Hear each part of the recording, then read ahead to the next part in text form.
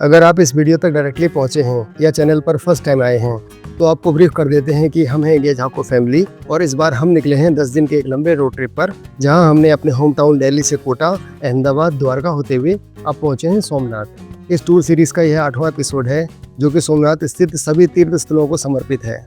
Hope कि आपने पिछले सभी एपिसोड्स देख लिए होंगे, अगर नहीं तो सभी एपिसोड्स के लिंक्स नीचे डिस्क्रिप्शन बॉक्स और इस वीडियो के लास्ट में दिए हुए हैं।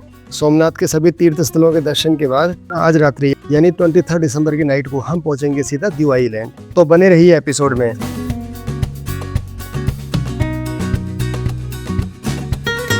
अभी संगम जा रहे हैं, शिवलिंग जा रहे हैं, समुद्र लिंग, ओके, बाण गंगेश्वर। ठीक है। उसके बाद जाएंगे कृष्णा टेम्पल, फिर संगम जाएंगे, फिर गीता टेम्पल, 5 टेम्पल दर्शन करेंगे, फिर मंदिर आएंगे, वहाँ पे 2 टेम्पल दर्शन करेंगे, नया और पुराना। नया और पुराना दोनों 2-2.5 घंटा पकड़ लो। ठीक है, चलिए। यहाँ पे 2 शिवलिंग आगे, वहाँ नीचे उतर पाओगे, यहाँ नहीं उतर पाओगे। वर्तमान सोमनाथ के आसपास के क्षेत्र को पहले प्रभास क्षेत्र के नाम से जाना जाता था। लोक मान्यता के अनुसार ऐसा माना जाता है कि अज्ञातवास के दौरान पांडव प्रभास क्षेत्र आए थे और उन्होंने ही भगवान शिव की उपासना हेतु यहाँ समुद्र तट पर तीनों शिवलिंगों की स्थापना की थी। कुछ लोगों का मानना है कि ये तीनों स्वयंभू शिवलिंग हैं जो अपने आप ही प्रकट हुए। इन तीनों शिवलिंगों की विशेषता है कि समुद्र स्वयं अपने जल से इनका अभिषेक करता है।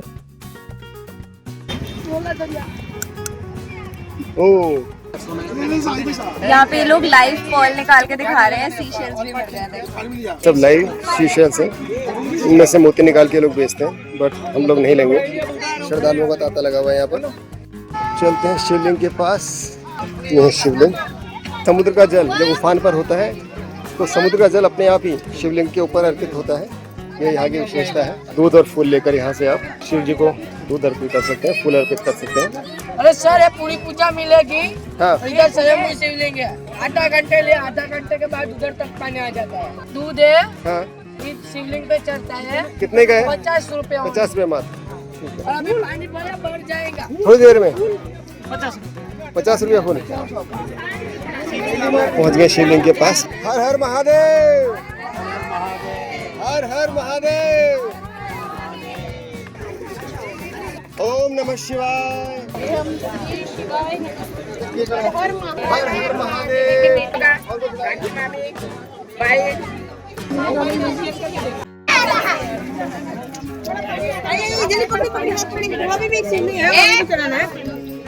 ओम नमः शिवाय, ओम नमः शिवाय, ओम नमः शिवाय।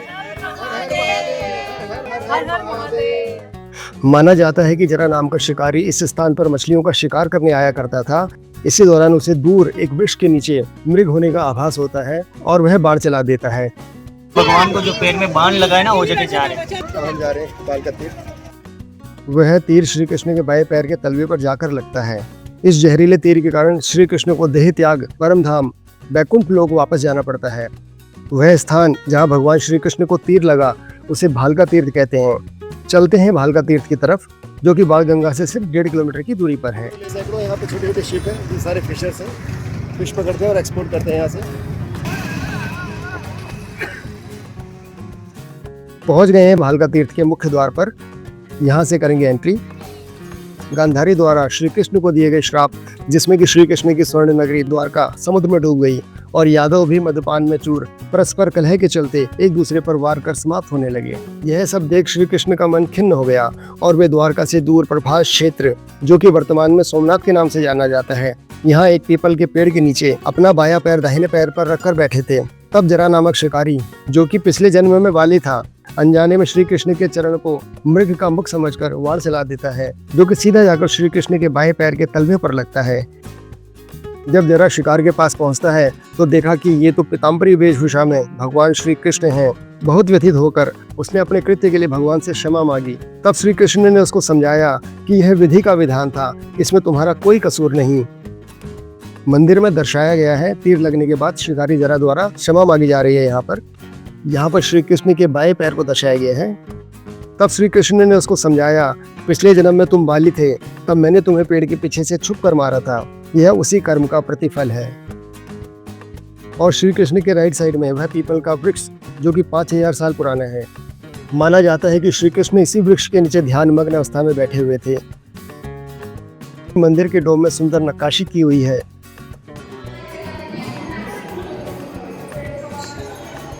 यहाँ पर इस प्रकरण का पूरा सार बताया हुआ है। श्रद्धालु इसे पढ़कर पूरे प्रसंग से परिचित होते हैं।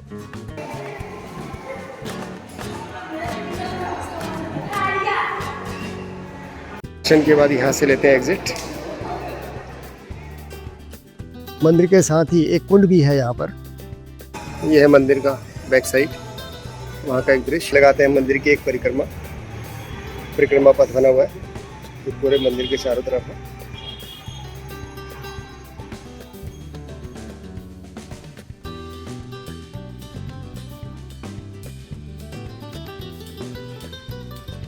दर्शन हो गए?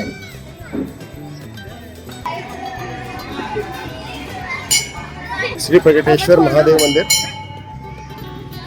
नंदी महाराज शिव जी की तरफ मुख करके बैठे हुए और अंदर विराजमान है शिव जी। अभी हम आए हैं बालका तीर्थ मंदिर। यहाँ एक वृक्ष है जो 5000 साल पुराना है। अभी भी है वो अभी वृक्ष? भी है। हाँ, ये वही स्थान है। वही स्थान।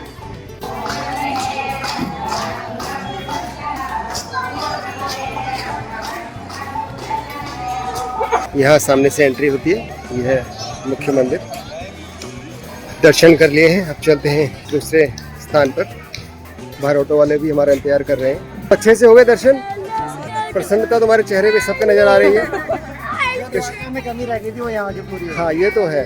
यहाँ पर हम यहाँ ज्यादा भीड़ कोई भी तीर्थ स्थल नहीं छोड़ेंगे। लग रहा है हम दर्शन कर पा रहे हैं। कैसे रहे दर्शन? बहुत अच्छे। दर्शन अच्छे से हुए।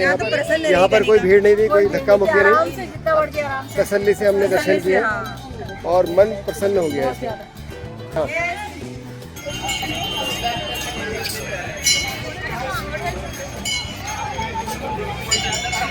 करते हैं एग्जिट, चलते हैं अगले तीर्थ स्थान पर। हमारा वो तो भी हमारा इंतजार कर रहा है। पहुंच गए हम लोग। चले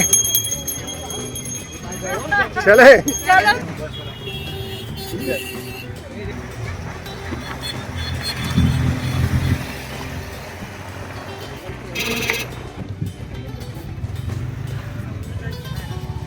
त्रिवेणी संगम, ये है द्वार जहाँ से करेंगे प्रवेश।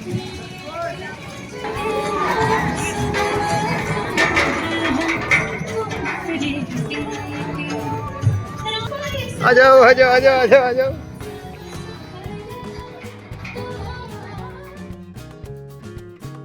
सोमनाथ प्रभास क्षेत्र में त्रिवेणी संगम वह पवित्र स्थान है जहाँ 3 नदियाँ हिरण, कपिला और सरस्वती का संगम समुद्र में मिलने के साथ होता है। मान्यता है कि यहाँ के जल में स्नान करने से मनुष्य पाप मुक्त हो जाता है और मोक्ष की प्राप्ति होती है। ऐसा भी माना जाता है कि श्री कृष्ण के देह त्याग के बाद अंतिम संस्कार संबंधी क्रियाएं इसी स्थान पर संपन्न हुई। श्रद्धालु यहाँ आकर पिंडदान, तर्पण और श्राद्ध भी करवाते हैं।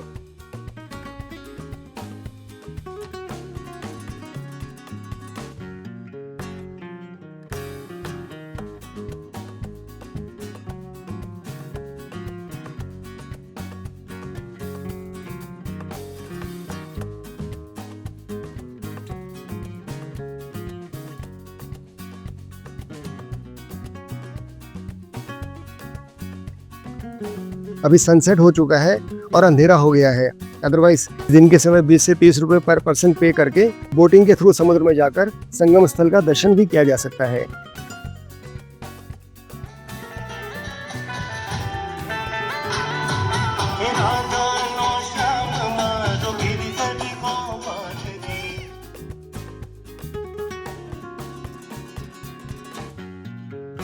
मछलियों का आटा डालेंगे। छोटी छोटी लोई बनाओ इसमें।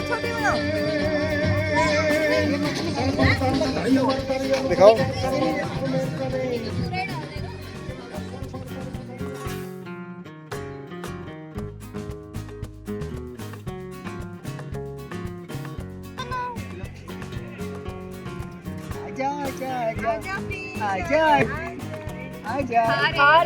अभी हम आए हुए हैं त्रिवेणी तीर्थ स्थल में, जहाँ पे 3 नदियों का महासंगम होता है, जिनका नाम है कपिला, हिरण और सरस्वती।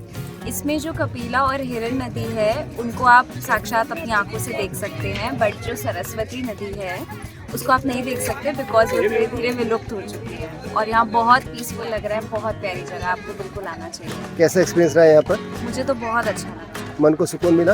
बिल्कुल। क्या क्या किया है आपने? यहाँ पे हमने फिशेस को खाना खिलाया, जल अर्पित करा। मेन यही है, यहाँ मन को शांति मिलती है आके, और अपना जल अर्पण करो, हाथ जोड़ो। हमें आने में थोड़ा लेट हो गई, फिर भी थोड़ा हमें अंधेरा थोड़ा हो गया। व्यू देखने को मिलता है। यहाँ पे पीस ऑफ माइंड बहुत अच्छा लग रहा है, यहाँ बैठे हुए हम सब। सुकून का महसूस हो रहा है। चले? यहाँ पर पूर्व प्रधानमंत्री मोरारजी देसाई द्वारा इस तीर्थ स्थल के विकास कार्यों में सहयोग का उल्लेख किया हुआ है। साइड में सोवेनियर शॉप्स हैं। चले? अगर यादगारी के लिए कुछ सामान खरीदना चाहो तो यहाँ से खरीद सकते हैं। आगे चले? चलो। त्रिवेणी संगम दर्शन के बाद अब हम पहुंच गए हैं श्री गोलोक धाम तीर्थ। गोलक धाम, जहाँ कृष्ण भगवान को चरण दिया है ना। इस तीर्थ परिसर के अंदर जितने भी मंदिर हैं उनका उल्लेख यहाँ पर किया हुआ है। गोलोक धाम तीर्थ, जिसे देहोत्सर्ग स्थल भी कहा जाता है, सोमनाथ प्रभास क्षेत्र का यह वह स्थान है जहाँ श्री कृष्ण शिकारी जरा द्वारा चलाए गए बाढ़ से छटपटाते हुए यहाँ हिरण नदी के तट पर आकर देह त्याग किया और गोलोक धाम, परम धाम यानी बैकुंठ धाम को प्रस्थान किया।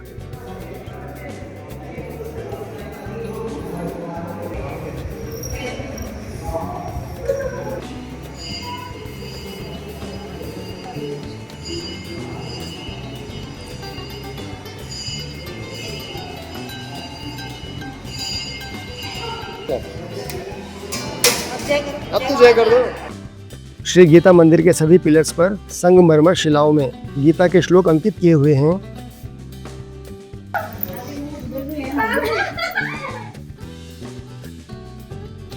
माना जाता है कि यादवों की आपसी कलह के बाद उनका अंत और श्री कृष्ण के देह त्याग के तत्पश्चात दाऊ बलराम, जो कि शेषनाग के अवतार माने जाते हैं, उन्होंने भी अपना देह त्याग कर शेषनाग के रूप में इसी गुफा से पातालोक में प्रस्थान किया।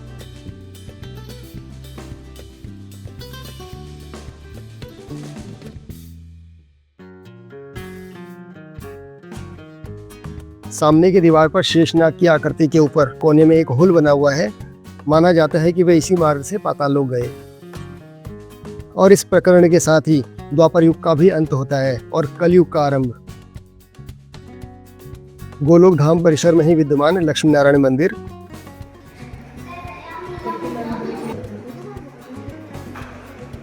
भगवान विष्णु के वाहक गरुड़ देव की हाथ जोड़ते हुए मूर्ति, सामने माता लक्ष्मी और भगवान विष्णु की संगमरमर से बनी मनमोहक मूर्ति स्थापित है। दीवारों पर दोनों तरफ भगवान विष्णु के समस्त अवतारों का सुंदर चित्रण 3D तस्वीरों द्वारा किया हुआ है।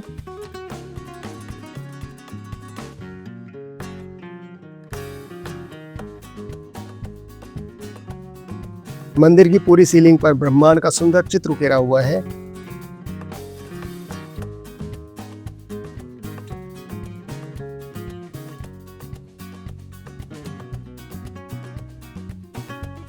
श्री कृष्ण चरण पादुका जी,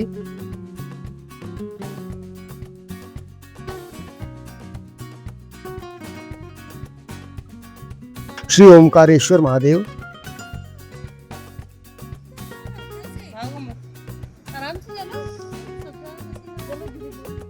पीछे की तरफ हिरण नदी का दृश्य। चलते हैं अब यहाँ से आगे 12 ज्योतिर्लिंगों में प्रथम सोमनाथ ज्योतिर्लिंग के दर्शन करने। पहुंच गए हैं। पिछले सभी तीर्थ स्थल हमने ऑटो से लगभग 2.5 घंटे में कवर कर लिए हैं। देखते हैं सोमनाथ ज्योतिर्लिंग के दर्शन में कितना समय लगता है। माना जाता है कि सोमनाथ मंदिर को 17 बार तोड़ा और लूटा गया। सबसे पहले 1025 ईस्वी में मोहम्मद गजनी ने यहाँ आक्रमण कर मंदिर को लूटा। बाद में विभिन्न राजाओं द्वारा मंदिर का पुनर्निर्माण करवाया गया। यहाँ पर आप अपना मोबाइल, पर्स, बैग जमा करवा सकते हैं। वर्तमान में मंदिर का प्रबंधन सोमनाथ ट्रस्ट द्वारा किया जाता है। मंदिर में फोटोग्राफी और वीडियोग्राफी अलाउड नहीं है। सोमनाथ मंदिर सुबह 6 बजे से रात्रि 9 बजे तक श्रद्धालुओं के लिए खुला रहता है। दर्शन में तकरीबन 1 घंटे का समय लगा। अभी रात्रि के 9:30 बज रहे हैं। यहाँ से दीव आइलैंड के लिए ड्राइव शुरू कर दिया है। सोमनाथ से दीव 85 किलोमीटर, लगभग 2.5 घंटे का सफ़र है। रास्ते में किसी रेस्टोरेंट में डिनर करते हुए निकलेंगे। तकरीबन रात के 12 बजे तक हम दीव में होंगे। मिलते हैं नेक्स्ट एपिसोड में दीव आइलैंड में। होप कि आपको यह प्रस्तुति अच्छी लगी होगी। अगर हाँ तो एक लाइक तो बनता ही है। चैनल में अगर नए हैं तो इंडिया झापा चैनल को सब्सक्राइब कर बेल आइकन को दबाना ना भूलें, ताकि लेटेस्ट एपिसोड्स की नोटिफिकेशन आपको सबसे पहले मिल सके। Have a nice day, take care, bye bye.